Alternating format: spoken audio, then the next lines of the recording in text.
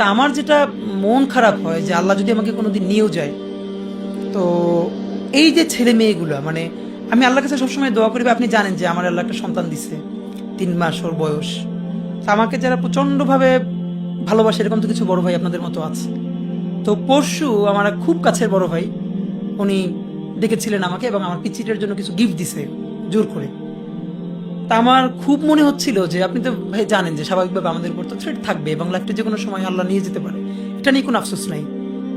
তো আমার 2 থেকে 3 বার মনে হচ্ছিল যে আমি মানে ভাই এই 3 মাসে মানে আমার বাচ্চাটার আমি 30 মিনিট কোলে নিতে পারি নাই, কারণ আমি যখন সকাল 7টা বা 8টায় বের হই তখনও দেখি ও ঘুমায়।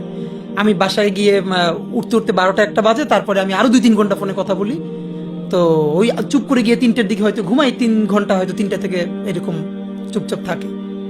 তো ওই সময় আমার মনে হলো যে আমার বাচ্চাটা তো আমি 3 মাসে 30 মিনিটও কোলে নিতে পারি নাই। তো আমার ওয়াইফ খুব মাঝে মধ্যে আর কি ওই মজা করে বাচ্চারে বলে যে ইনকিলাব মঞ্চের মুখপাত্র তোমার সাথে দেখা করতে আসছে।